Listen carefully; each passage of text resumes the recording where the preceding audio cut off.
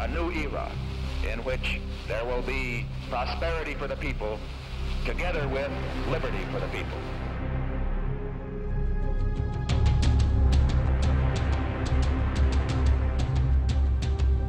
The question is, why are we supporting El Salvador? No, the question was, why are we killing priests in El Salvador? The answer is we're not. Now you be quiet. President Cristiani is trying to do a job for democracy, and the left-wing guerrillas must not take over El Salvador.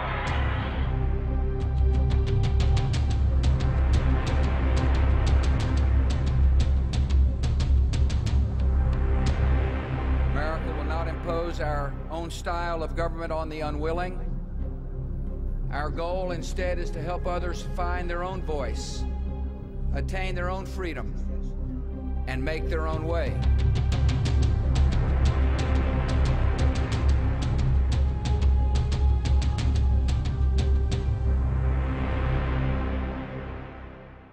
This film is about the struggle of people to free themselves from a modern form of slavery.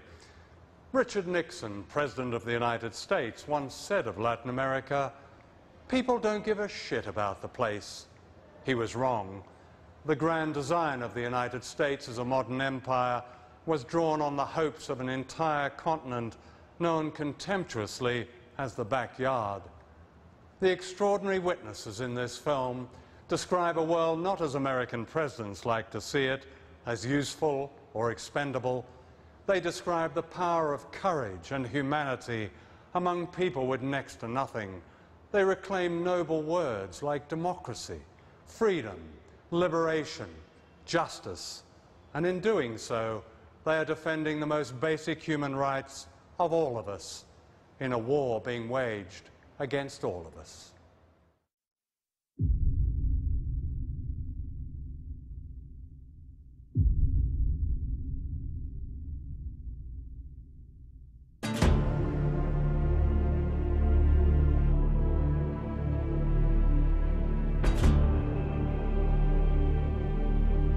This is Caracas, capital of Venezuela, one of the richest countries in Latin America, thanks to huge deposits of oil. The rich in Venezuela live in leafy suburbs with names like Country Club. Their spiritual homes are Miami and Washington.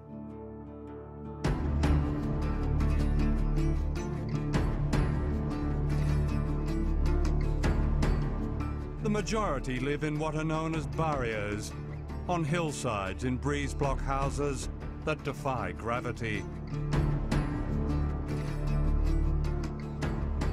In the past, these people have been invisible, excluded from their own society.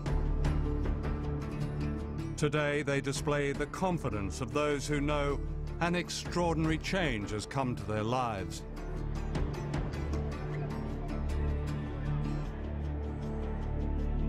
This is Hugo Chavez, president of Venezuela, the voice of the barrios.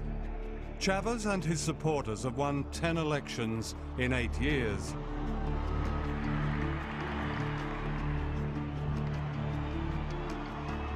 He's the symbol of an awakening of people power, driven by great popular movements that are unique to Latin America. Se acabó el caciquismo de aquellos caudillos adeptos, esa falsa democracia de las élites en Venezuela se acabó. It's no surprise that Chavez, with the help of an aggressive media coverage, has become a hate figure in the United States. Because what he represents is another way, and a threat to American domination.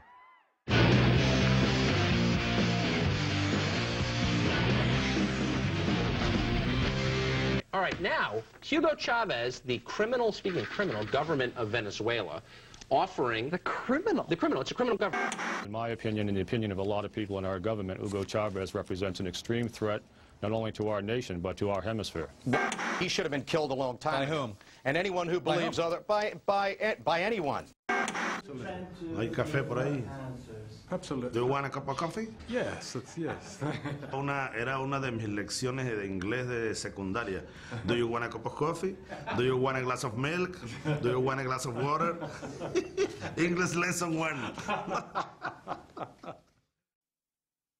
Let me ask about you personally.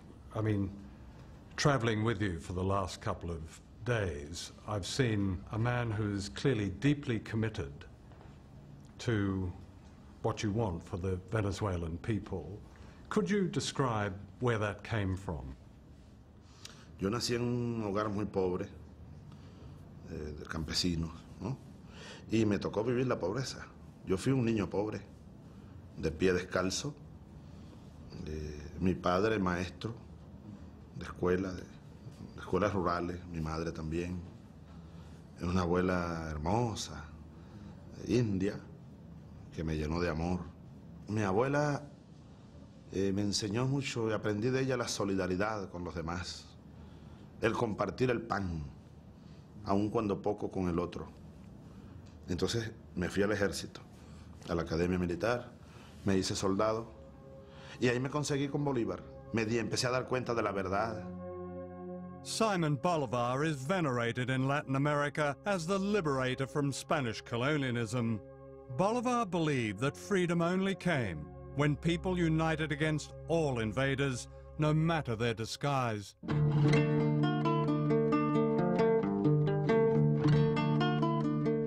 Today, the people of Latin America are again rising up against an empire built on an extreme form of capitalism known as the Washington Consensus. Whole countries have been privatized, put up for sale, their natural wealth sold to foreign companies for peanuts. In Venezuela, they've said, no more.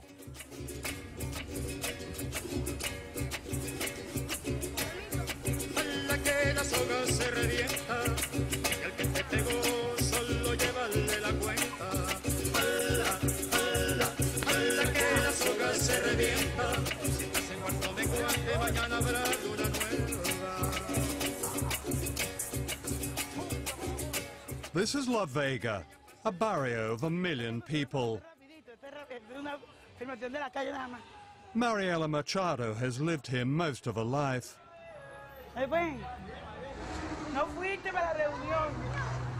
She knows what it's like to be excluded in her own country. Mire, yo tengo un hecho muy concreto. En los mapas, todos estos cerros, las casas que tienen allí, desaparecían áreas verdes. Así aparecíamos áreas verdes antes del gobierno de Chávez. Antes del gobierno de Chávez no nos sentíamos incluidos en la sociedad. This is called a mission. It's a kind of parallel government designed to bypass the old bureaucracy and deliver real benefits to ordinary people. This is raw democracy, a triumph of the grassroots. Today they're discussing the dream of owning their own homes for the first time. Nosotros no queremos título por tener título. Uno de los objetivos de ser propiedad de la tierra, más que el título, es tener la propiedad para urbanizar, para tener los mismos derechos que por muchos años hemos sido negados. Eso es lo más importante. Si nosotros, de que el que reciba el título, no, ya yo estoy listo y me voy, y no venga a la asamblea parroquial, porque después del título hay otras cosas mejores, es la urbanización de nuestros barrios.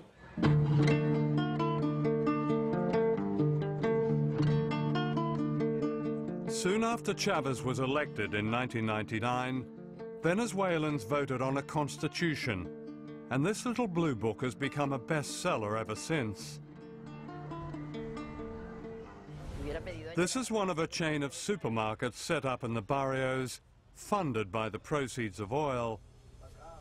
Here, prices are kept low, and on the back of every rice and soap powder packet are printed people's rights under the Constitution. Does it really mean something to you to see it there? No, claro, porque Yo no sabía lo de que teníamos derechos como cualquier otro, pero, y en este que nos habla en el artículo número 23, ¿verdad? Que nos habla de la política nacional y legislación, mira, todo eso es, esto por lo menos nosotros nos instruye. Democracia, lo dije hace un rato, delante de nuestro pueblo. Como dijo Lincoln, son definiciones sencillas. Ahora, lo difícil es llevarlo a la realidad.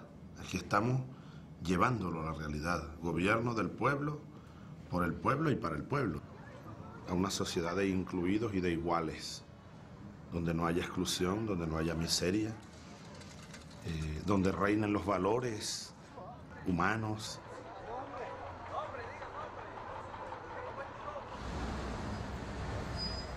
For some of his supporters, Chavez has not gone far enough. Familiar obstacles remain from the past, a stifling bureaucracy and widespread corruption. And although poverty has fallen dramatically in recent years, it's far from eradicated. When you drive in from the airport at Caracas, the one thing that shocks a first-time visitor are the barrios, the numbers of poor people. Why is it in Venezuela, which earns so many billions of dollars in oil money, that there still is this poverty in spite of all the changes you've made? ¿Que los pobres de Venezuela siguen siendo pobres? Sí. Yo siempre les digo, no queremos ser ricos. Nuestro objetivo no es la riqueza material. Es vivir dignamente, claro, salir de la pobreza y salir de la miseria sobre todo. Y vivir dignamente. Ese es el objetivo. No convertirnos en millonarios, el American Way of Life. No, esa es una imbecilidad.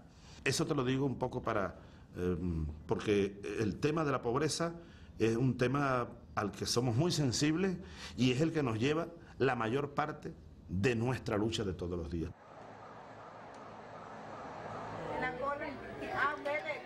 The daily struggle is made easier here. 10 years ago, this clinic would not have been dreamed of. Now, all over Venezuela, ordinary people have free health care, many seeing a doctor for the first time in their lives. Están haciendo un documental sobre Venezuela. Perdona la interrupción.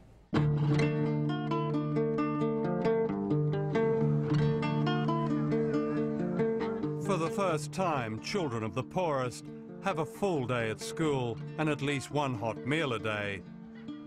They're learning history and music and dance, often for the first time, and all of this is free. Under the Constitution, the poorest housewives are now paid as workers.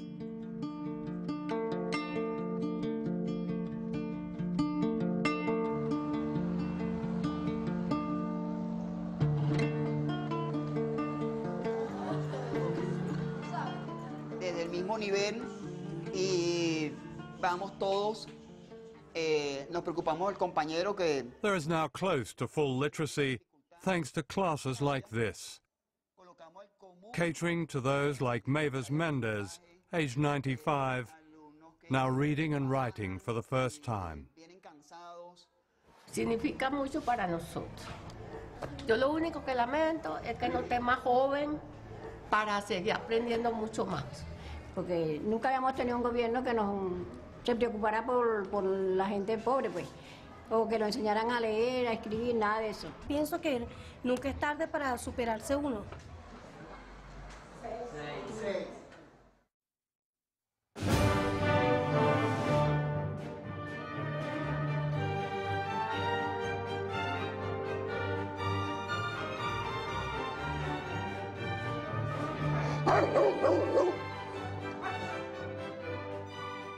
This is East Caracas, home to some of the wealthiest people on earth, and what they call here the middle class. I dropped in on John Vink, who agreed to show me around his grand house. Wow, this is such a striking house. Thank you. My goodness. Thank you. Yes. You've been here long, have you? Is this, yes, I did. This is the family home? My family home. We grew up here. John Vink has travelled the world collecting objets d'art. Have you collected all the silverware, chandelier? Is that? Yes, that one I brought from Spain. Yeah. This is a collection of Delft blue. That's why I have them over there so they don't break. This is from Peru. It's silver. But you're thinking of leaving? Yes. Yes. Why is that? Well, the situation of the country. It's getting day by day worse, and so. Well, in what way? Can you?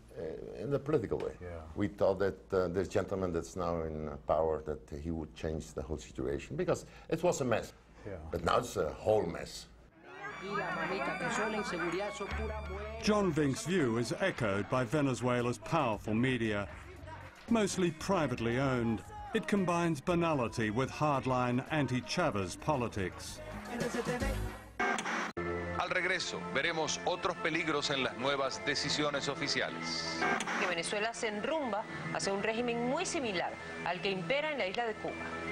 Etcétera. Pero a nivel del gobierno, que es el socialismo del siglo XXI, sencillamente el control total por parte del Estado de la sociedad, pues. I mean, a number of journalists now say, well, there is censorship. They have been censored.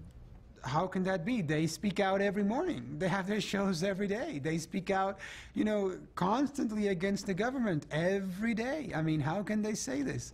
I don't know if you have seen the programs that they have. Well, anybody that comes to Venezuela and spends 2 days looking at these channels knows that there's no censorship in Venezuela. You just have to sit down and see those opinion programs between 6 o'clock and 8 o'clock in the morning. Cuba está evolucionando de fascista a nazi.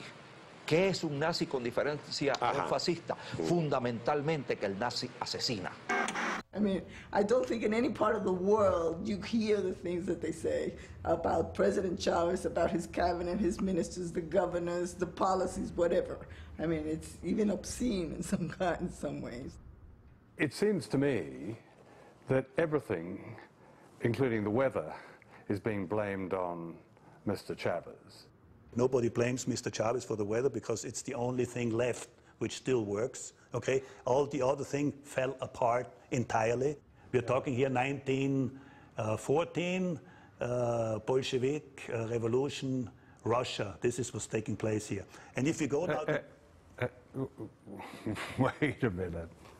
Look, we're sitting here in your wonderful apartment overlooking Caracas. In Venezuela, you say, es su casa. This is your home. And if you're comparing this with the Bolshevik Revolution, there are no revolutionaries banging on your door, and none of your companies have been invaded. Your good life hasn't really changed. It hasn't changed, has it? Yeah, but as I said before, it is now on a wait-and-see position. If I had come today on a 2-year contract, as I did in 1976, I would fulfill my contract, pack my luggage and go, because I don't see any more future. His critics accuse Chavez of building another Cuba, of being another Castro. And although he recently announced temporary presidential powers that bypass Parliament, he maintains that his aim is solely to speed up reform. The irony is that, unlike Cuba, capitalism has never had it better here. At the Caracas Motor Show, Ferraris and other luxury cars are sold. Smart restaurants and private golf courses and weekends in Miami are booming. What this class has lost is political power over a huge oil economy. I think Venezuela, because it is an oil economy, its middle and upper classes are very much biased towards the U.S. and the American way of life. In a way, they think they are cosmopolitan. They don't feel that they are from this country or that country. They belong to the world. They belong to this kind of privileged people of the world. Miami? Miami, New York, Paris. We adore Miami. Miami is our second home. We discovered Miami because Miami formerly was, you know, it was a village. We were so rich, you know, we went to Miami and we bought houses, apartments, bungalows, boats, cars, everything we bought in Miami. We were the owners of Miami. And so we are very US-minded. In the old Venezuela, the United States played the part of a mafia godfather. The deal was simple. For supplying endless cheap oil, the Venezuelan rich kept a large slice of the profits. The election of Hugo Chavez ended the deal. Obviously, Venezuela is important because they're the third largest supplier of petroleum. I would say that Mr. Chavez, and the State Department may say this, probably doesn't have the interests of the United States at heart. We have been concerned with some of the actions of Venezuelan President Chavez and his understanding of what a democratic system is all about. Te digo que tratamos aquí de evitar el choque con el imperio, pero era inevitable. Yo fui a Casablanca, le di la mano a Clinton, hasta por teléfono. How are you, Mr. Clinton? How are you, Mr. Chávez? Es decir, nosotros aquí tratamos lo imposible. Hacer una revolución sin chocar con el imperio, imposible.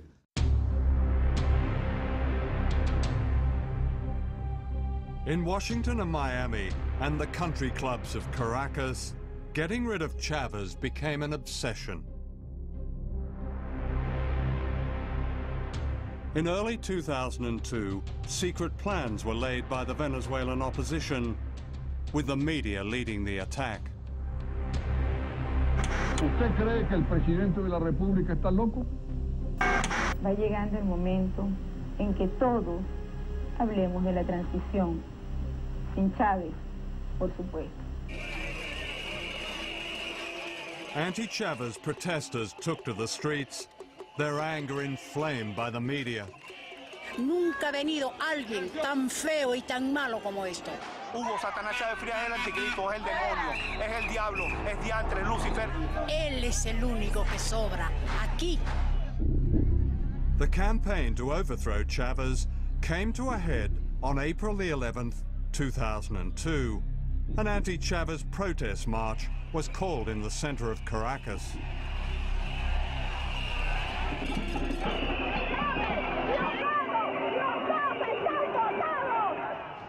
What they didn't know was that there were two marches that day. The other one was led by Chavez supporters outside the presidential palace, known as Miraflores. The two rallies were supposed to be kept apart, but then an extraordinary series of events unfolded. Without warning, the opposition marchers were redirected to the presidential palace by one of the organizers. Y él les dice, bueno, vamos hacia el palacio, vamos a desviar la marcha hacia el palacio de Miraflores. People tried to stop the march from changing course, but the organizer was having none of it. Le dice, no, en esta vaina mando yo y tú mandas en tu casa. Esto ya está programado y se va hacia Miraflores. The opposition marchers were suddenly herded towards government supporters. As they approached the palace, shots rang out.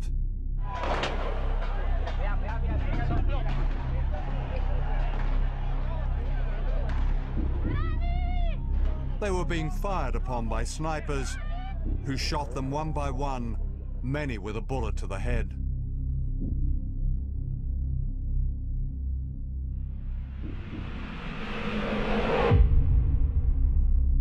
Soon afterwards, these pictures began appearing on anti-government TV, blaming the shooting on Chavez supporters on a city bridge.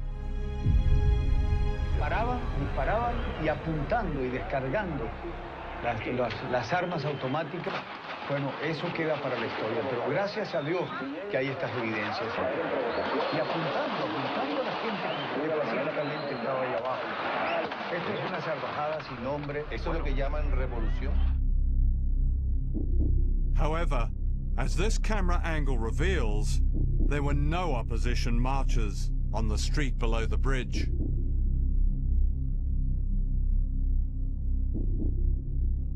What the TV pictures did not show was this. The people on the bridge are clearly trying to protect themselves, crouching down to avoid the bullets of unknown snipers above them and anti-Chavez police units below them. The people on the bridge were actually defending themselves. Entonces era como una zona de combate, de control, y que ellos actuaron bien planificado, estaba súper planificado todo eso. Within hours, these military chiefs appeared on television. They too blamed Chavez and his supporters for the killings. Venezolanos, el presidente de la República ha traicionado la confianza de su pueblo. Está masacrando a personas inocentes con francotiradores. Para este momento van 6 muertos y decenas de heridos en Caracas. Esto no lo podemos permitir. No podemos aceptar un tirano en la República de Venezuela. It was all a setup. The CNN correspondent in Caracas, Otto Neustald, later revealed that the generals had recorded their statement before the shooting. El día 10 en la noche me llaman por teléfono y me dicen la marcha se va hacia el Palacio de Miraflores, va a haber unos muertos y aparecen 20 militares de alto rango pronunciándose en contra del gobierno de Chávez y pidiendo la renuncia al presidente. En esa prueba ya se habla de muertos cuando todavía no había un solo muerto en la calle y todo sigue como estaba programado. Soon the presidential palace was surrounded by renegade army officers. Inside, Hugo Chavez was delivered an ultimatum: resign or be bombed. One of his cabinet ministers broke the news. Políticamente, que quede en evidencia que esto fue un golpe de Estado. No es que él renunció, pero el presidente no renunció. Okay. No renunció y entonces va preso, porque es un golpe de Estado. Okay. ¿Qué? Que lo sepa el mundo. Que lo sepa el mundo.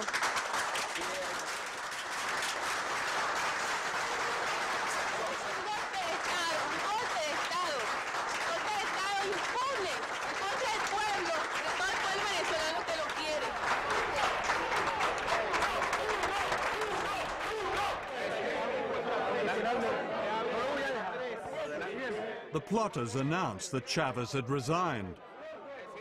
He hadn't. He was kidnapped.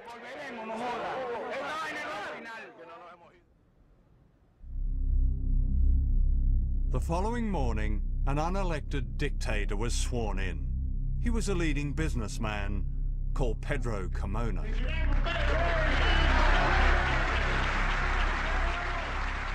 Eso hicieron una fiesta. Yo vi todo ese programa cuando ellos estaban en su programa de televisor. Mire, mijo, usted no tiene idea cómo lloré. Como que si se habían muerto mis hijos y mi madre, que son las cosas más sagradas que tengo. En verlos a ellos como decían, bueno, amaneció de nuevo en Venezuela.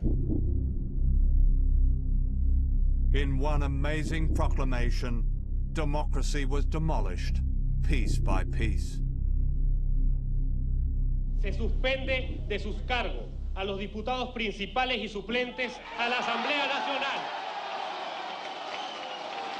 Se destituyen de sus cargos ilegítimamente ocupados al presidente y demás magistrados del Tribunal Supremo de Justicia,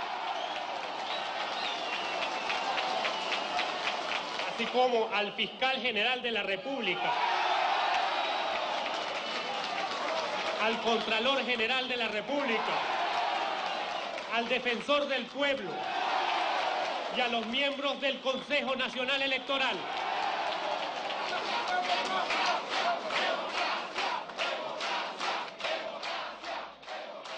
Usted no tiene idea de lo que ese decreto nos hizo.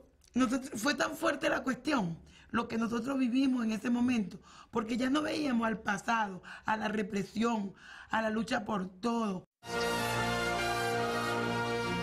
In the United States, the broadcast media carried the same pictures and the same story used to justify the coup. The Bush administration made it clear it is happy with a change in leadership in the country responsible for 15% of America's oil imports. Anthony Mason has our report. In the end, this is what triggered the overthrow of Hugo Chavez. Armed gangs loyal to the Venezuelan president firing on thousands of anti-government protesters. After 16 people were killed and hundreds wounded, last night soldiers surrounded the presidential palace. At the White House, the spokesman of President Bush rubber-stamped the story. Let me share with you the administration's thoughts about what's taking place in Venezuela. We know that the action encouraged by the Chavez government provoked this crisis. The Chavez government suppressed peaceful demonstrations, fired on unarmed, peaceful protesters, resulting in 10 killed and 100 wounded. That is what took place, and a transitional civilian government has been installed. Back in Venezuela, 3 years of modest democratic reform had been overturned. Afortunadamente tenemos una gran arma, que son los medios de comunicación. Si ustedes, el pueblo venezolano vio hoy, el ejército ni la Fuerza Armada hizo un disparo. Todo esto fue nuestras armas fueron los medios de comunicación. The plotters and their friends had everything to celebrate, or so they thought.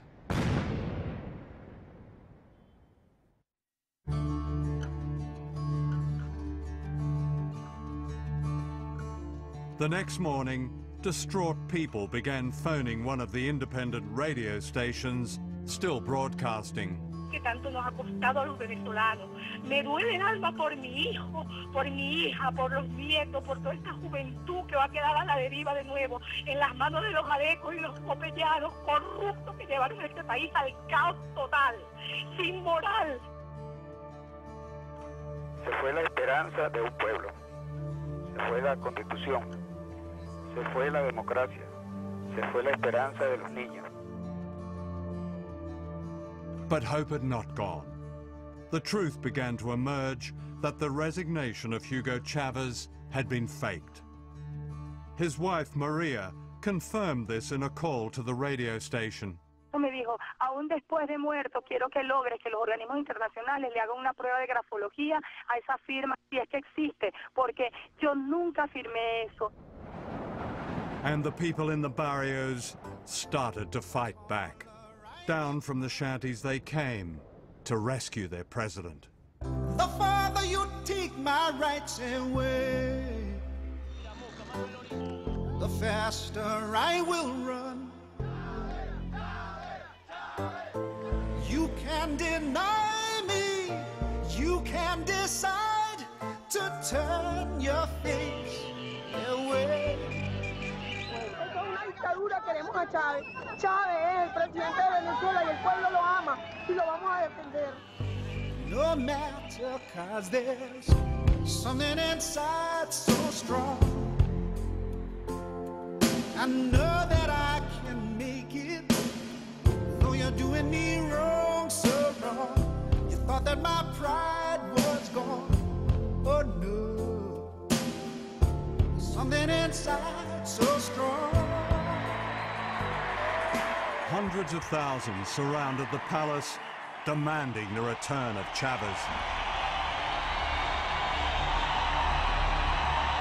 Faced by such people power, the army turned.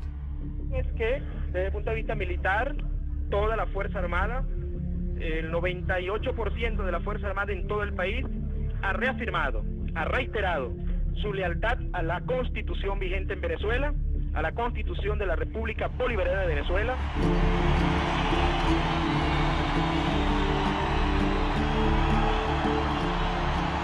Roared on by huge crowds, the Presidential Guard who had gone into hiding retook the palace, and the plotters fled. Los muchachos, los policías militares que estaban dentro de Miraflores, empezaron a levantar la bandera. Eso también nos dio más fuerza todavía a que no estábamos solos. Y ahí nos quedamos hasta que empezó a venir un helicóptero. Venía un helicóptero a medianoche que llegó a Miraflores y ahí sabíamos que venía Chávez. Eso fueron una hora de gloria para nosotros en vez que llegaba.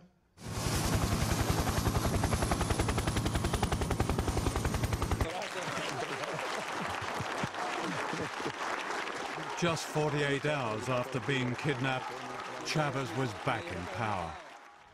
Creo que la prueba suprema fue el golpe de Estado de abril 2002. Fui hecho prisionero, me llevaron, pensé que iba a morir. Ahora el pueblo venezolano, los pobres, sin armas, se fueron por cientos de miles a las calles, por millones, a pedir por mi vida y a pedir que vuelva Chávez. Entonces a mí no me queda más nada, después de eso sobre todo, que dedicarle todo lo que me quede de vida a ese pueblo, sobre todo a los más necesitados, sobre todo a los más pobres. As ordinary Venezuelans celebrated the defense of their democracy, some of the leading plotters fled to Miami, and within days it was clear that Washington had cast its shadow over the failed coup. The Bush administration had gone along with the lies of the plotters. We know that the action encouraged by the Chavez government provoked this crisis.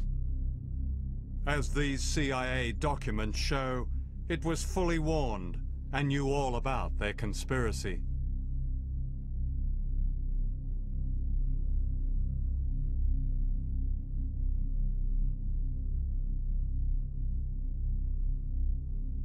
Washington claims that it warned Chavez about the coup. This is denied by the Venezuelan government. Washington not only knew what was going on, it was backing and funding the coup indirectly.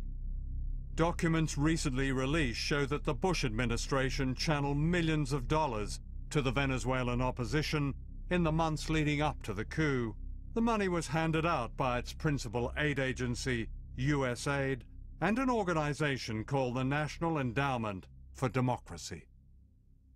During the 6-month period prior to the coup in April 2002, the U.S. government invested more than $2 million into financing these organizations that they knew at least 6 months before were planning to overthrow the government. You're essentially saying post hoc ergo propter hoc, because it happened after post hoc. I don't think our viewers will understand that. If you could translate that. Just because it happened after we provided support to these groups doesn't mean that it happened because we provided support to these groups. Yeah. It is a logical fallacy. Right. We would be very open and transparent about what kind of support we provided through the National Endowment for Democracy and other institutions.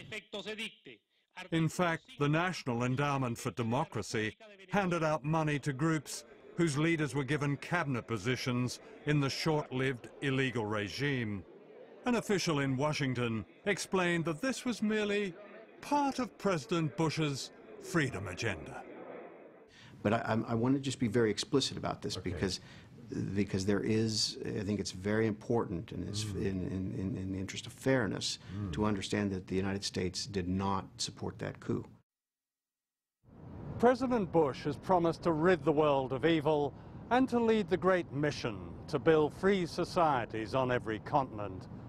To understand such an epic lie is to understand history, hidden history, suppressed history, history that explains why we in the West know a lot about the crimes of others, but almost nothing about our own. The missing word is empire. The existence of an American empire is rarely acknowledged, or it's smothered in displays of jingoism that celebrate war, and an arrogance that says no country has a right to go its own way unless that way coincides with the interests of the United States. For empires have nothing to do with freedom. They're vicious. They're about conquest and theft and control and secrets. Since 1945, the United States has attempted to overthrow 50 governments, many of them democracies. In the process, 30 countries have been attacked and bombed, causing the loss of countless lives. In my lifetime, the following countries in Latin America have been assaulted by the United States, directly and indirectly. Their governments replaced by dictators and other pro-Washington leaders.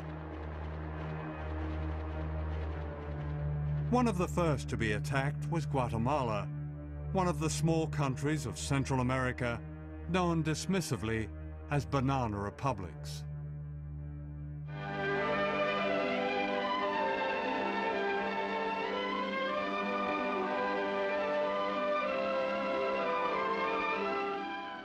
This is Guatemala City as seen from the air.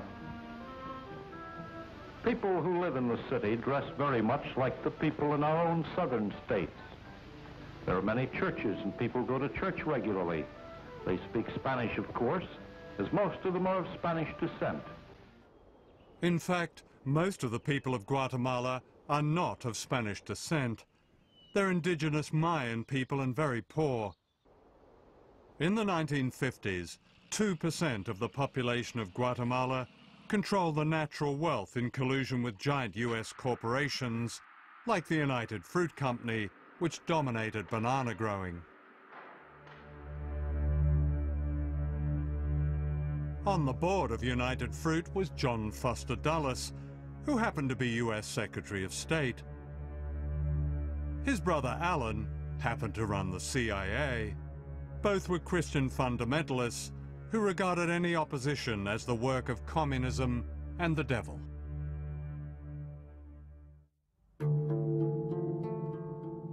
In 1950, this man, Jacobo Arbenz, became the first Guatemalan leader to be democratically elected by a majority of his people, who saw in him the hope of social justice. He was the Hugo Chavez of his day. What was going on in Guatemala is that there was a democratically elected president in 1950, Jacobo Arbenz, who sought to institute a series of New Deal-style reforms in which the state had a greater role in both developing the economy and redistributing wealth. And the centerpiece of that was a land reform.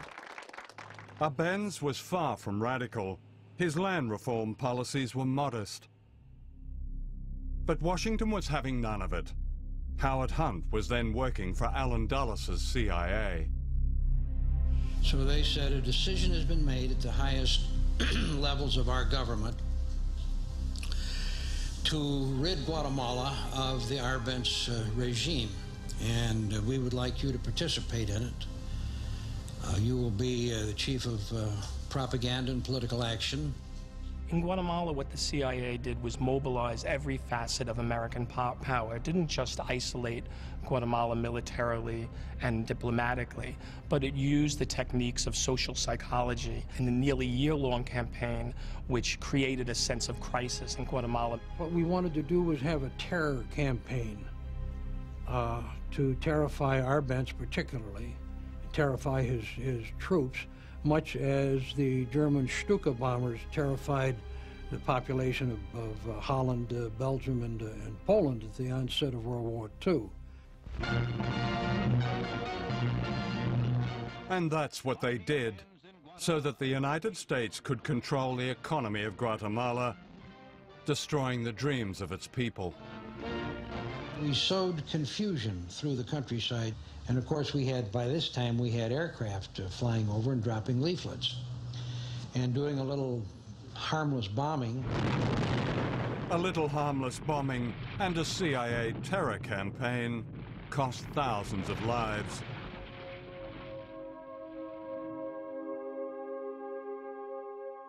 Arbenz, the Democrat now branded a communist, was humiliated, stripped naked, and photographed before being forced into exile.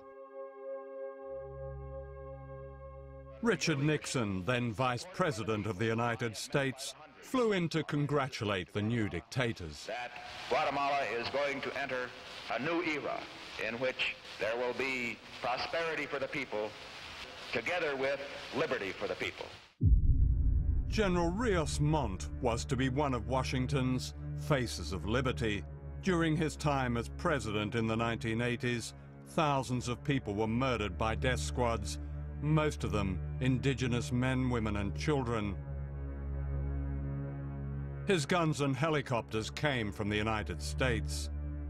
President Reagan flew in to warmly endorse the general, whom he described as a man of great personal integrity.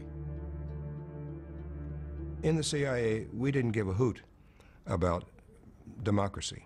I mean, it was fine if a government was elected and would cooperate with us, but if it didn't, then democracy didn't mean a thing to us.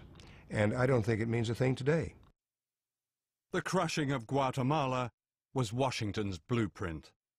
4 years later, Cuba, just 90 miles from Florida, threw down the first direct challenge, ending Cuba's humiliation as a North American colony, a playpen for drug barons and the mafia. Se han encontrado con que la revolución cubana sabe también pelear y ganar batallas en este campo. Washington would never forgive Fidel Castro. Under the government aegis, we had task forces that were striking at Cuba constantly. We were attempting to blow up power plants. We were attempting to ruin sugar mills. We were attempting to do all kinds of things during this period. This was a matter of American government policy. This wasn't the CIA. Cuba's achievements in healthcare and education are widely respected. However, for not bowing to the greatest power on earth, the Cuban Revolution has paid a high price. A 45-year economic war waged by the United States and the loss of vital democratic freedoms. How dare you, 90 miles from my country, last 45 years with a different form of government?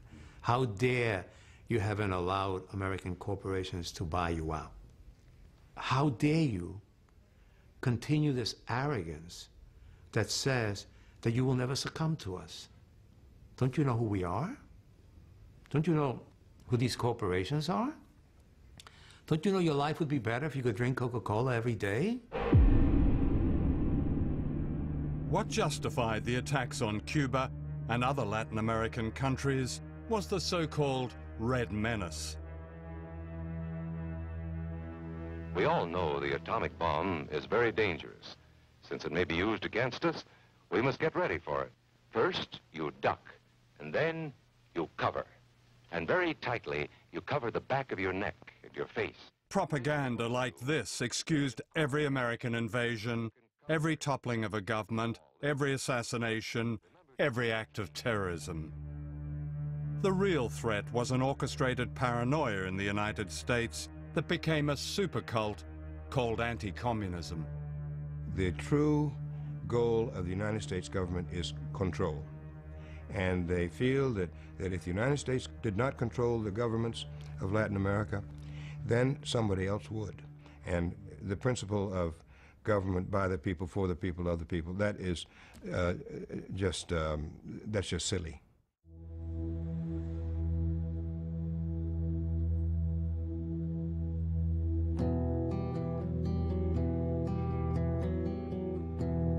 This is Santiago, the capital of Chile.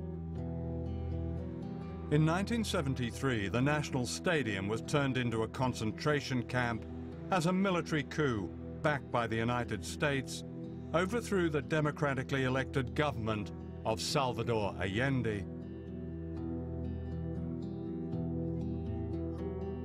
The leader of the coup was a fascist, General Augusto Pinochet, who rounded up Allende's supporters and brought them here. A young medical student, Roberto Navarrete, was one of them. These changing rooms were used as what when you were imprisoned here?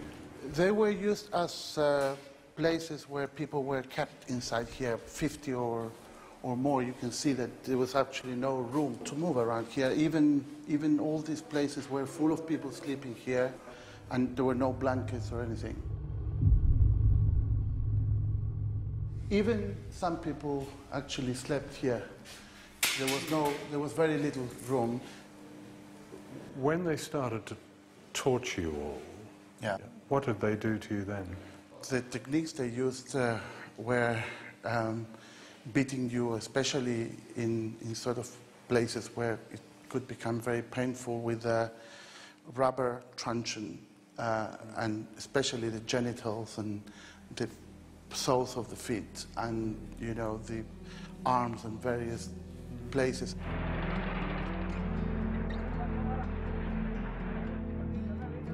Over 2,000 people were confined here, many of them never to be seen again. Victor Jara was Chile's greatest balladeer. His songs had celebrated the popular democracy of the government of Salvador Allende. He was taken to the stadium, where he was a source of strength for his fellow prisoners, singing for them until soldiers beat him to the ground and smashed his hands. In his last poem, smuggled out of the stadium, he wrote, "What horror the face of fascism creates. They carry out their plans with knife-like precision. For them, blood equals medals. How hard it is to sing when I must sing of horror, in which silence and screams are the end of my song." After 2 days, they killed him. How old were you? I was 18. 18? Yeah. Oh. Does the fear that you experienced then, is that something that imprints itself on the rest of your life? Yes, but we felt it was part of what we were trying to build in this country. What they were trying to build was a just, equitable democracy that took control of Chile's economy from the United States and its proxies. For the invisible people of Latin America, Chile under Allende became an inspiration. In Washington, President Nixon secretly plotted to destroy the Chilean economy. "We're going to make the economy scream," said Nixon. In Santiago, General Pinochet, America's man, sent in his British-made bombers against the presidential palace. It was September the 11th, 1973, a date that held an infamy and irony 28 years later. My wife and our children were at the house, and they had a marvelous view of these planes winging over and then dipping down and sending their bombs into the Moneda.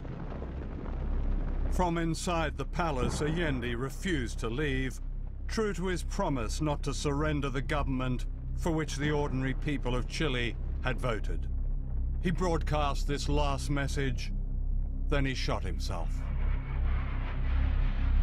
Trabajadores de mi patria, tengo fe en Chile y su destino. Sigan ustedes sabiendo que mucho más temprano que tarde, de nuevo abrirán las grandes alamedas por donde pase el hombre libre para construir una sociedad mejor. ¡Viva Chile! ¡Viva el pueblo! ¡Vivan los trabajadores!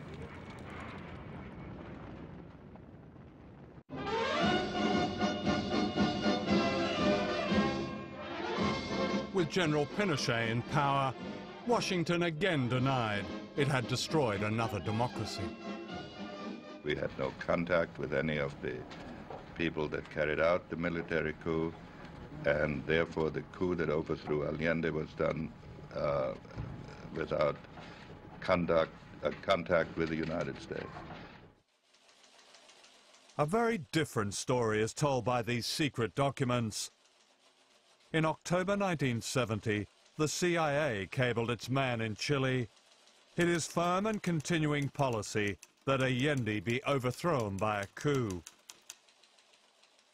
When that happened 3 years later, a US official cabled back to Washington. Chile's coup d'etat was close to perfect. Fascism is a word that's often misused, but you've experienced it, the real thing. Yeah, I think so. I think When did you realize that you were ensnarled by fascism? When did it manifest itself? I think it was evident from the very beginning, the ferocity, the sheer brute force that they use, the disregard for any kind of human dignity. I mean, their aim was really to make you into a thing in I think in order to protect themselves, because if they made you into a Sikh, then they didn't have to have human feelings towards you. They dehumanized you from the very beginning. Once again, a Latin American elite was delighted to be rescued by fascism. A country has to be well set, has to be well run, well worked, and see that everyone does the work. Because if they don't, then that country goes to the dogs. And this is the one man that's been able to hold them. I don't believe there's any torturing done in this country. Because you understand one thing. Why torture somebody when you can shoot them?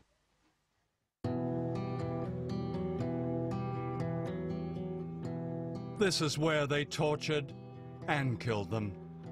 Villa Grimaldi was once a palatial home in a suburb of Santiago. Under Pinochet, it became a place of horror. Today, it's a memorial to its many victims. Sarah DeWitt, then a student activist, was a survivor. What was the date that you were arrested? Do you remember? Oh, yes. I was picked up on the 3rd of April, 1975, 7 o'clock, on the dot. So the junta had been in power for about 18 months. Yes. So when I realized, someone had put what I imagine it was a gun, on my back and said to me, don't make any noise, don't try to run because we will shoot you. You are coming with us. In a strange wooden tower like this, in spaces the size of a dog's kennel, people were tortured to death.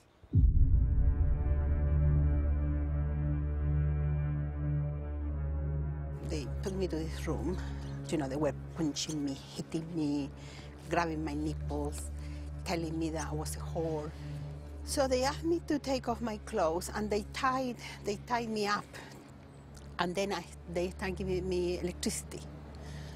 Now, the electricity was all the time inside my vagina, in my breast, and then it was going round, round my body, my legs, my arms. And, well, they did that, They would stop asking me questions, and then touching me everywhere, and shouting, abusing. And then they would go, they continue with electricity. Duane Claridge was head of the CIA's Latin American division in the early 1980s. Chile, the only reason it exists is because of Pinochet. At a huge human price. What human price? Give me a break. The thousands who were disappeared and murdered? Thousands? You count them. What thousands? Well, and I've don't seen... talk to me about truth commissions. I've seen their names in the cemetery in Santiago. Yeah, you're saying... Yeah, you're saying they're thousands. fakes? There aren't thousands. Well... There aren't thousands, sir.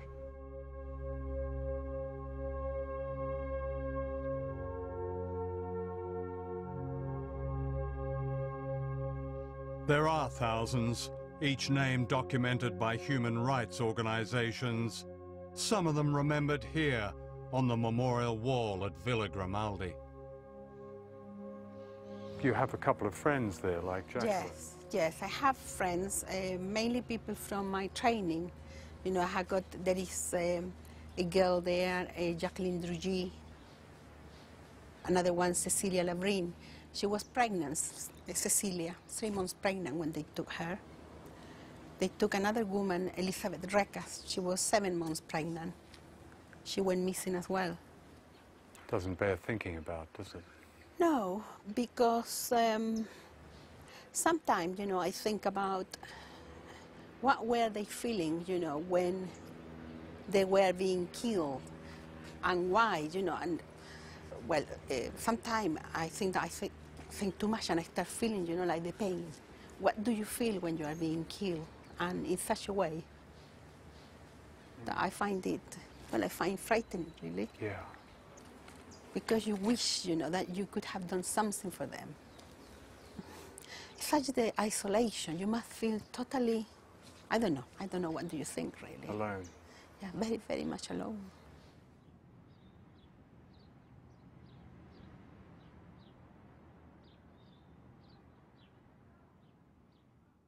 It was a period in which almost everybody in the present situation regards as a dark time in which the CIA played a major role. That's right. They played a major role in overthrowing, what's his name? What's his name was Salvador Allende. Yeah, fine. Okay. He was democratically elected. Right. Okay. Is that okay to overthrow a democratically elected government? Is it okay? It depends on what your national security interests are. Are you denying that Pinochet caused huge suffering in that country? I don't buy. That he committed crimes, I agree. But it's worth it. Huh? Is that what you're saying? Those crimes are worth it? Yeah. Sometimes, unfortunately, things have to be changed in a rather ugly way. Levántate y mira la montaña, de donde viene el viento, el sol y el agua.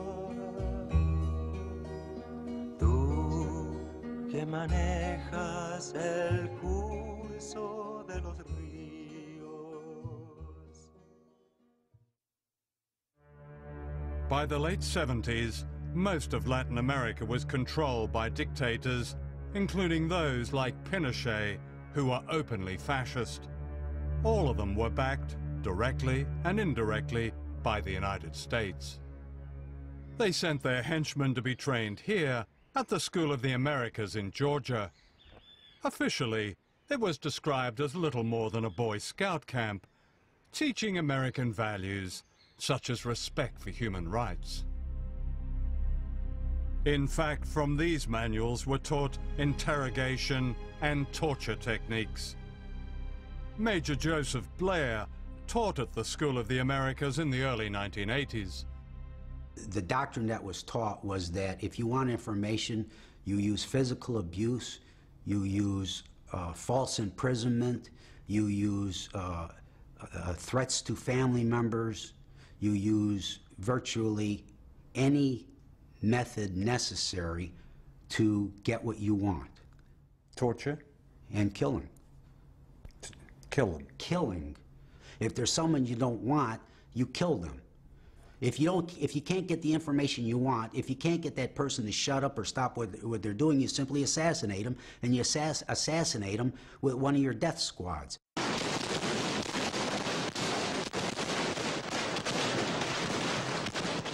This is a death squad in action in El Salvador. Actually, it's the National Police, many of whom were trained at the School of the Americas. Here on the steps of San Salvador Cathedral, they're gunning down mourners attending the funeral of Archbishop Romero, who was murdered as he said Mass on March the 23rd, 1980. This man, Robert d'Aubusson, gave the order to kill the Archbishop. Major d'Aubusson was Washington's dirty secret in El Salvador. He was trained at the School of the Americas. According to the Truth Commission and a whole swathe of human... Come on, John. This is where we're going. You're wasting my time. That's all bullshit. Those people all had agendas. So it was bullshit that the Salvadorian military were murdering tens of thousands of people. I bet you can't count more than 200 in the whole 10 or 12 years. We can count 200 in this one village alone. They were mostly women and children, systematically murdered in just one day and night in December 1981 in the village of El Mazote.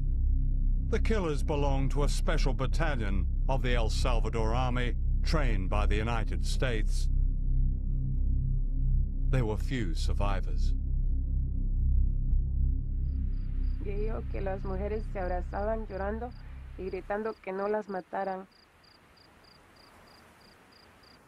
Yo por estar peleando por mis hijos, no los quería dar, no los quería dejar yo, decía que me moriría con ellos, pero me los quitaron de mis brazos. Cuando se oía que estaban matando a los niños por la noche, se oían los gritos de los niños y les gritaban a sus mamás y a sus papás. You're taking the stuff from these propaganda mills. And I'm not interested. What are the propaganda mills? All these things, this truth thing and all that, they're nothing but propaganda mills. Do you really think I didn't know so. Are they all conning us, lying us? Yeah, Amnesty International? Amnesty International's right in the middle of it. During the 1980s, the years of Ronald Reagan in the White House, a trail of carnage and grief was blazed across Central America. I reported America's war against Nicaragua, which had the temerity to overthrow a Washington-backed dictator, Somoza. The CIA attacked Nicaragua with death squads known as the Contra. Why did Washington attack such tiny countries? Because the weaker they are, the greater the threat.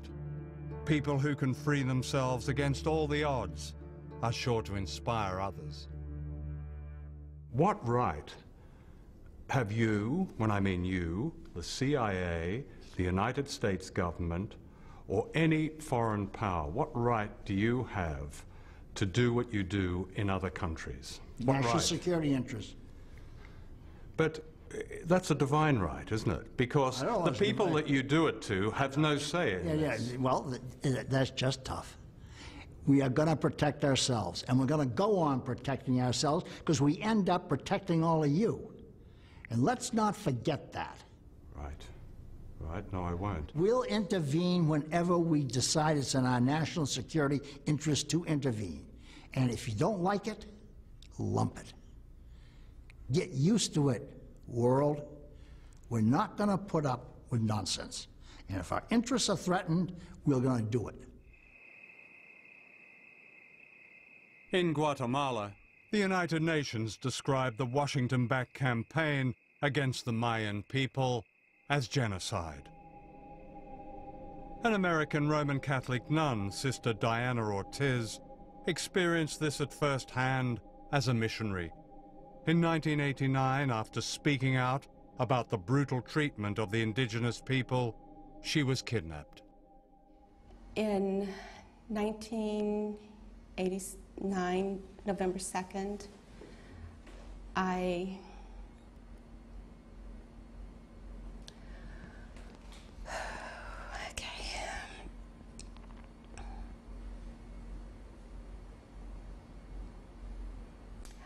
was abducted and I was put in a police car,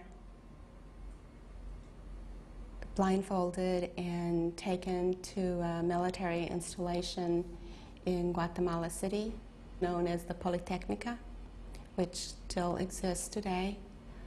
I was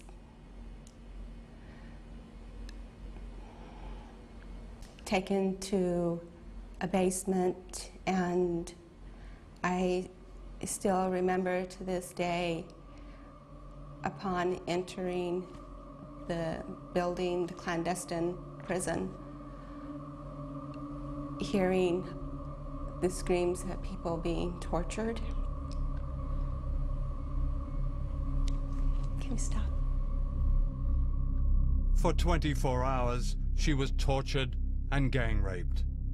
During her ordeal, she identified the leader of the gang as a fellow citizen of the United States. I came out a totally different person, but also with new eyes and more attuned to the hurting, the brokenness, the oppression, the deceit of my government. I've heard people say that what happened in Abu Ghraib is an isolated incident. And I have to just shake my head and say, you know, are we on the same planet? You know, aren't you aware of our history? You know, isn't history taught in the classroom about, you know, the role of the U.S. government in human rights violations? By the late 1980s, Washington's policy changed. Dictators like Pinochet were seen as an unnecessary embarrassment. A new and innovative way of controlling nations was launched. Good morning and welcome. It's good to have you all here to help celebrate the launching of a program with a vision and a noble purpose. The National Endowment for Democracy is, just as we've been told, more than bipartisan. The establishment of the National Endowment goes right to the heart of America's faith in democratic ideals and institutions. It offers hope to people everywhere. Like any new brand, it had a snappy name, democracy. It was largely fake, an illusion of marketing and spin. This brand of democracy meant that whoever you voted for, the policies would be broadly the same, and your country's economy would be in step with the United States. Washington would be your closest friend, or else. In the 1990s, these democracies in name replaced dictatorships in Latin America, with Chile providing the model.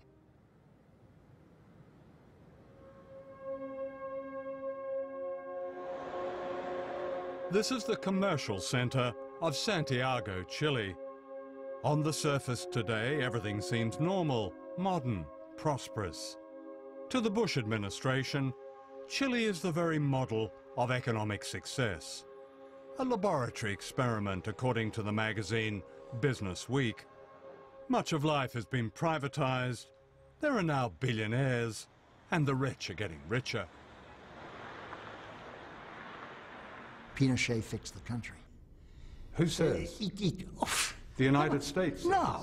The World Bank says, the Inter-American Bank says, everybody says it.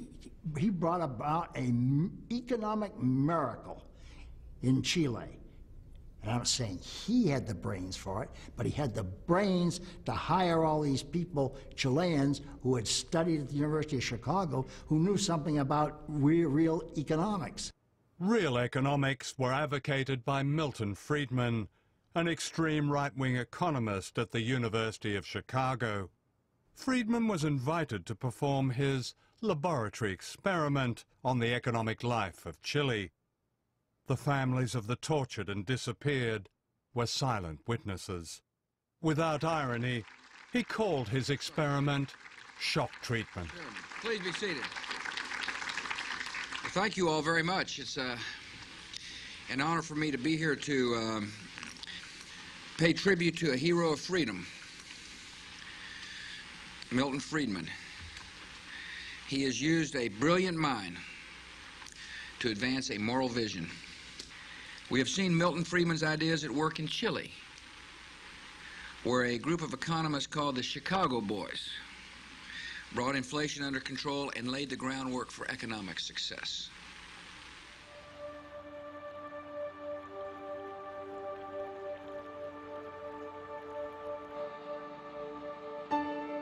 This is the other side of the economic miracle. Chile today is a deeply unequal society.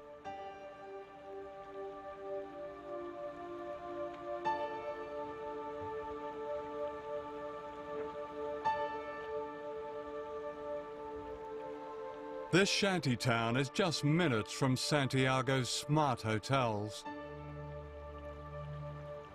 Hay tantos cesantes, hay miles de cesantes, los jóvenes, y el que trabaja no alcanza para nada. ¿Y con qué paga la luz? ¿Con qué paga el agua? Hay que comprar el gas, todas las cosas que hay que comprar. Diariamente la mamá dice, ¿qué hago para la comida de los niños? ¿De dónde saco dinero?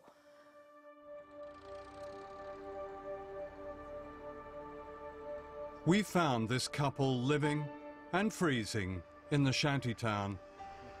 They're homeless and have a week-old baby. Si usted puede describir un poco cómo es vivir en estas condiciones.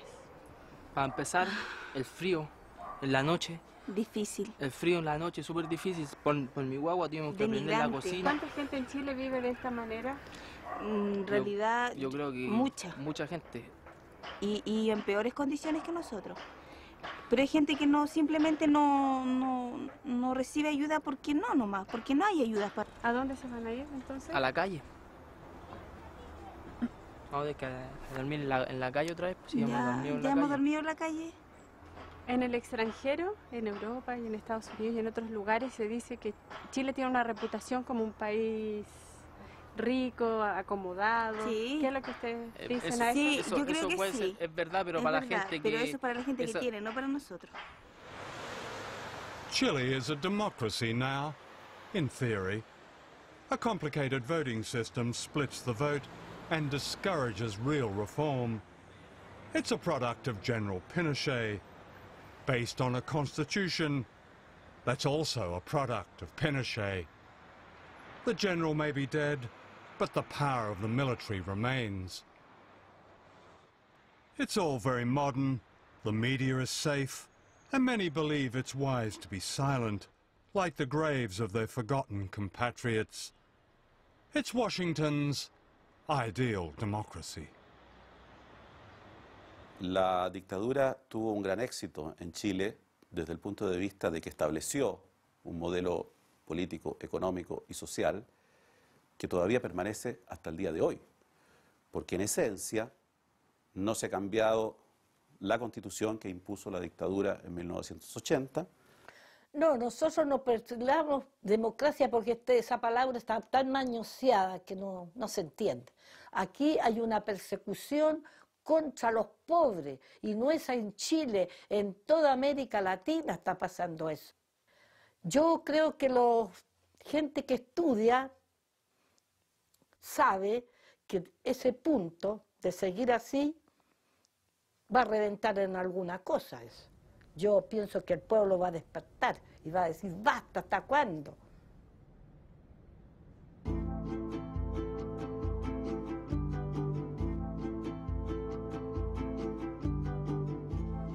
This is Bolivia, another laboratory experiment. The majority of the population of this spectacular, brutalized country, high in the Andes, have also been invisible until recently.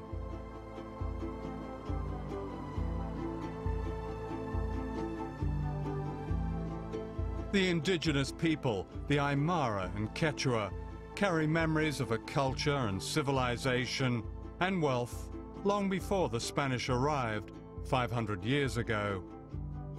They remember how a single hill of silver underwrote the entire Spanish Empire, while they became the poorest.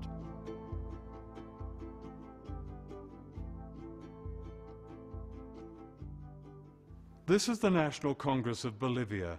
Until recently, the faces here were almost all white, the descendants of a tiny Spanish elite which plundered the nation's riches and reduced the indigenous majority to serfdom. It was a pattern of control repeated all over Latin America. The pattern has been broken in Bolivia with the rise of social justice movements of a kind never seen before, and whose democratic home is not Westminster or Washington or any other so-called model, but in the streets, the mines, the barrios, the fields. Governments that defy this popular power, this true democracy, do so at their own peril.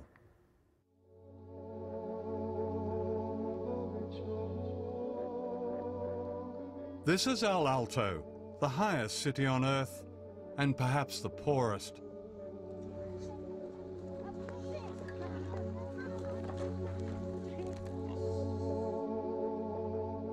The occupants of this cemetery on the roof of the world are mainly children. Protected, they say, by the sacred mountain Illimani, El Alto overlooks Bolivia's capital, La Paz.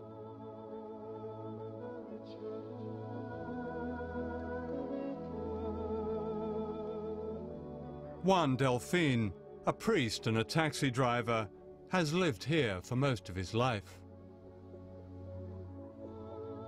Esta es una zona Villa Ingenio, cementerio general de Villa Ingenio, de la zona norte de la ciudad del Alto.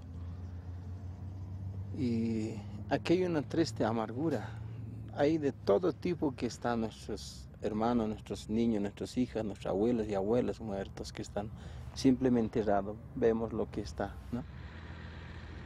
Hay incluso una familia, se envenenó toda la familia por falta de trabajo, por falta de economía.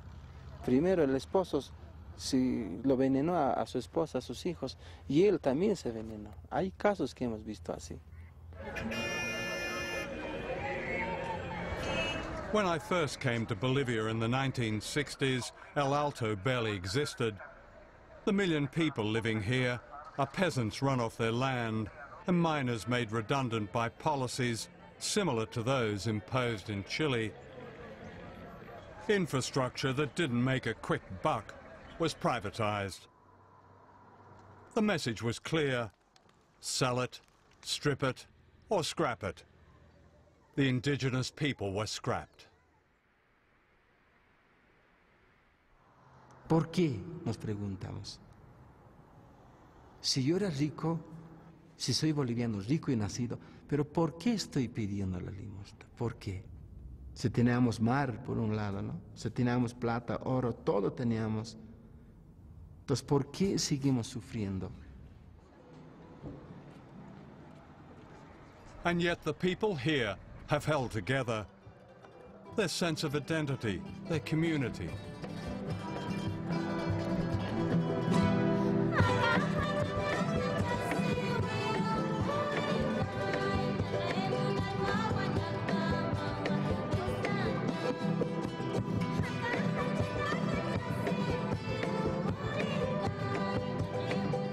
In the year 2000, the people of Bolivia's second city, Cochabamba, fought an epic struggle to win back their most basic resource, water, from a foreign consortium dominated by the American corporation Bechtel. And they won.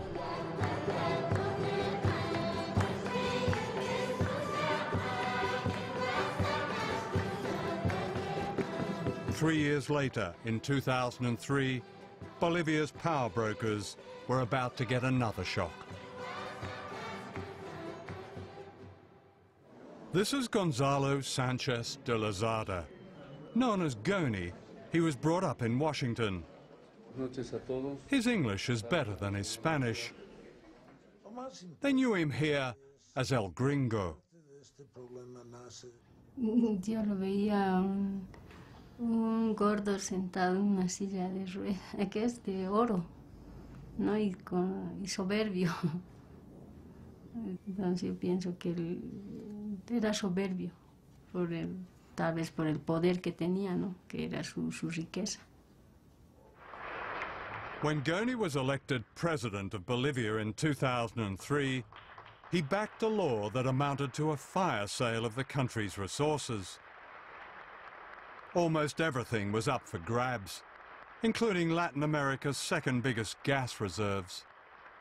De un de repente sabemos que tenemos gas y se está vendiendo al otro extranjero y tiene que ir a Estados Unidos, tan grandes, y mientras yo me estoy cocinando con leña. Entonces empieza la guerra desde ahí. Y bloqueamos, manifestamos y paro hasta que nos responda. The people of El Alto fought back, blocking the roads leading into La Paz.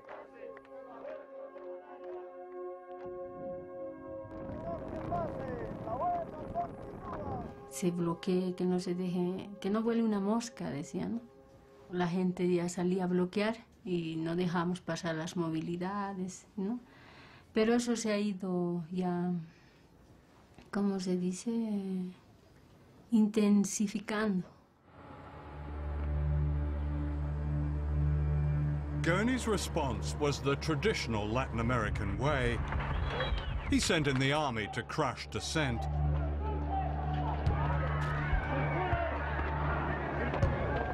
Scores were shot dead.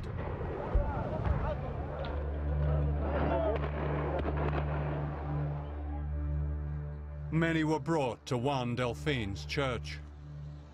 Las mesas han hecho así, y estaba aquí las mesas, y estaba aquí los cadáveres estaban aquí, entonces, y aquí es lo que incluso a los muertos hasta con clavos le sacaron las balas, Las balas lo sacaron, le tiraron a otro lado.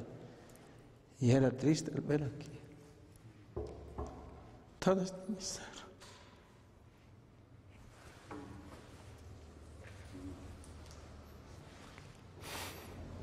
Todo eso era lleno aquí. Puros doctores, estaba lleno, estaba aquí. Ninguna gente, pero el olor era harto.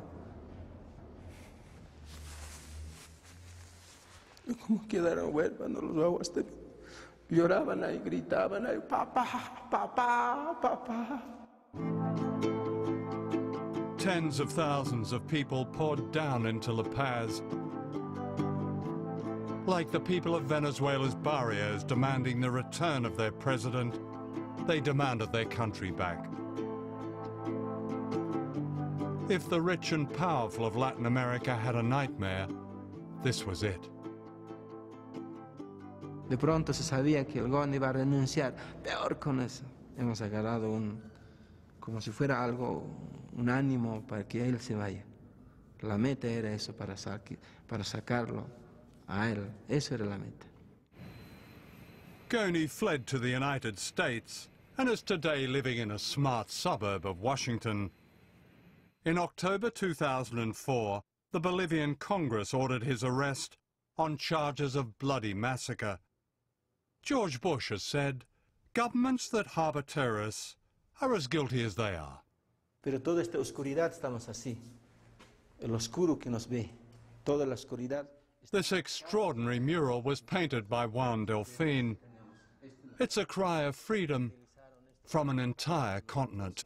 Todo mataron, pero nosotros defendemos este pueblo aymara con el pututo que defendemos nosotros, con la expresión de la voz, con el puño que tenemos y que manejamos nuestra bandera, que es nuestra huipala, la bandera, contra Estados Unidos. Este es Estados Unidos, la bandera de Estados Unidos. Contra eso estamos nosotros, porque ellos nos han hecho esto así. Es puño muy importante. Por eso cuando juramos, sí, esto es nuestro, y estamos así.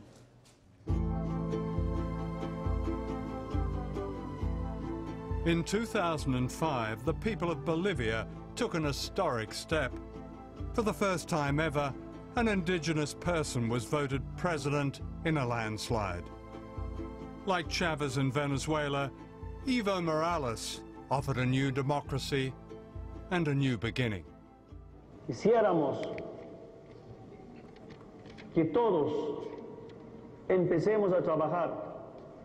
Se acabó las fiestas, se acabó la luna de miel, ahora es trabajo permanente para cambiar nuestra Bolivia.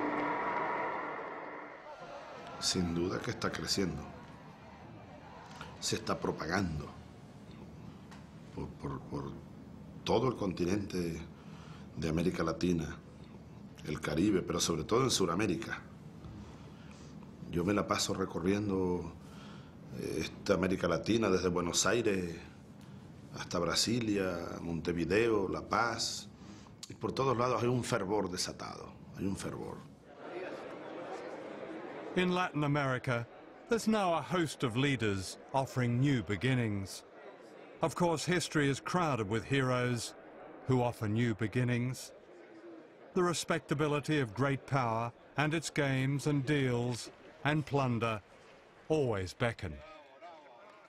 If these new leaders succumb, their biggest threat may not be from Washington, but from the people on the hillsides. I was born by the river in a little tent. Oh, and just like the river I've been running ever since. It's been a long time coming, but I know a change gonna come. Oh, yes, it will. It's been too hard living, but I'm afraid to die. 'Cause I don't know what's up there beyond the sky. It's been a long time coming, but I know a change gonna come. Oh, yes it will. El futuro es para mis hijos, para nuestros jóvenes. Y esa lucha no es solamente de Chávez, esa lucha es nuestra. Eso que Chávez abrió, que reconoció nuestras luchas y que nosotros estamos dando con él, lo vamos a seguir dando. O sea, la lucha del imperio no es con Chávez, es con nosotros. Llegó la hora del gran despertar. Y creo que Víctor Hugo, terminemos por ahí, yo soy muy victorugiano. Víctor Hugo escribió aquello: no hay nada tan poderoso como la idea cuya época ha llegado. El imperio americano llegó a su fin y debe imponerse en el mundo, bueno, el imperio de la ley, de la igualdad, de la justicia, de la fraternidad. Muchas gracias, John. Perfecto. I want Muchas to gracias. see you again. What happened here at the National Stadium in Santiago, Chile, has a special place in the struggle for freedom and democracy throughout Latin America and the world. The vow is never again, and yet it has happened again at Guantanamo Bay and all the other secret places where imperial power, regardless of its democratic pretensions, hides and tortures its perceived enemies. The questions raised in this film are urgent. Are the lives and dreams of the ordinary people of Chile, like the people of Venezuela, like the people of Bolivia, like the people of Nicaragua, like the people of Vietnam and Iraq and Iran and Palestine, expendable, worth only a few seconds on the news if they're lucky? The answer is no, and those who see the world through the eyes of the powerful should be warned. People are rising from the tyranny and oblivion to which we in the West have consigned them. Indeed, their resistance is well underway, as this film has shown. I would say it never stopped and is unbeatable. I go to the movie and I go downtown. Somebody keep telling me don't hang around. It's been a long time coming, but I know a change gonna come. Oh, yes it will. Then I go to my brother and I say, brother, help me please. But he winds up knocking me back down on my knees. Lord, there've been times that I thought I could last for long, but now I think I'm able to carry on. It's been a long time coming, but I know a change gonna come.